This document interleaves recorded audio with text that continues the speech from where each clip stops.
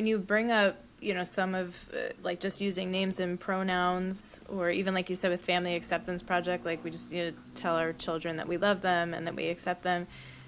It seems so simple. I'm like, I can't believe there's people that will refuse to do this.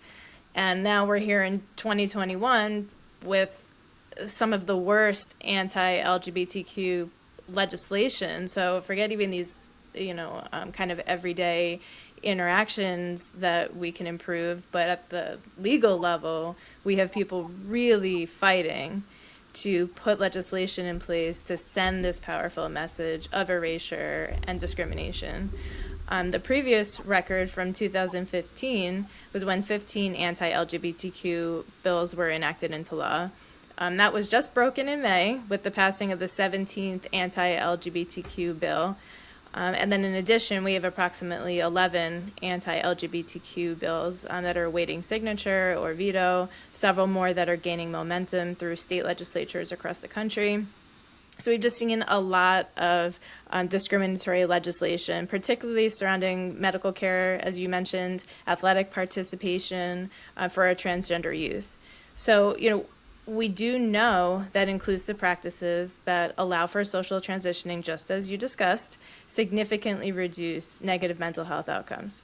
And the Human Rights Campaign indicates that this fight that we're seeing at the legislative level is actually a fight driven by national anti-LGBTQ groups, not local legislators or public concern, which was surprising to me to learn because I'm thinking, that it's very different than that. But, it's even when you look at Trump voters, it tends to be a low priority. So again, very surprising to me. Like, we talk about our own biases on this show, and that was just, one for me reading that. But another thing that the Human Rights Campaign discusses is that states that pass this anti-transgender legislation typically suffer economic, legal, reputational harm. So it's not really super popular. We've discussed on previous episodes how top-down change and laws are obviously important. It's imperative to send messages for sort of what our identity is as a country, of what we support. But, sometimes we need to take change at a local level and really, use our communities as a way to make progress. So how can people take action to fight for basic human rights for LGBTQ plus people in our country so that we can all live within a culture of inclusion? Yeah,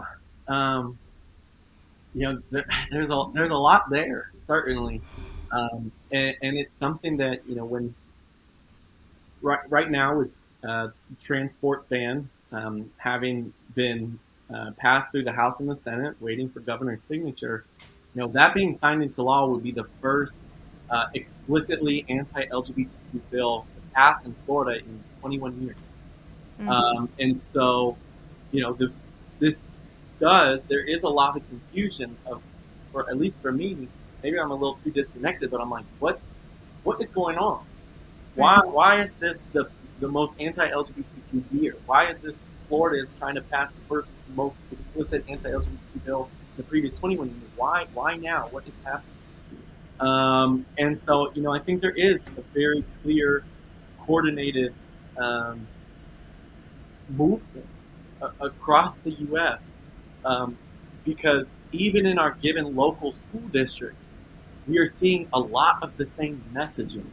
When you look at those different state-to-state bills, you're seeing, if not close bills, the exact same bills. And so clearly, there's some kind of coordination around this anti-LGBTQ movement. But then on top of that, we are seeing that also happening in specifically our local school districts too.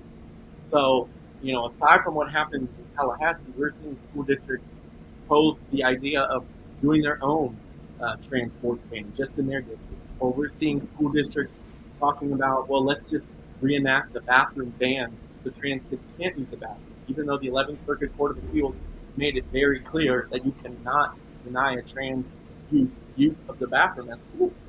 Aside from that, even visibility, right? We still have school boards that, when the idea of recognizing LGBTQ History Month comes up in October, it is a very clear no, or has created community backlash, or has created, some districts voting no this year and they voted yes last year on the exact same, resolution.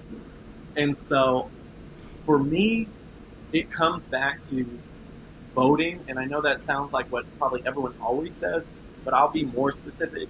Um, Being knowledgeable of your school board members, because school boards are a nonpartisan race.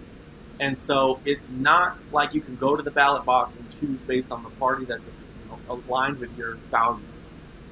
And there are some school board members who, uh, if they're at the dais, if they are elected, the decisions that they're going to be making might be very contrary to what you believe is just and is right.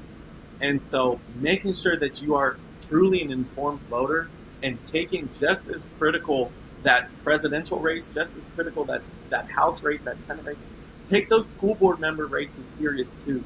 Because our kids, guess what they can't do? They can't vote. And so we're the ones who get to choose who is going to better or best support them.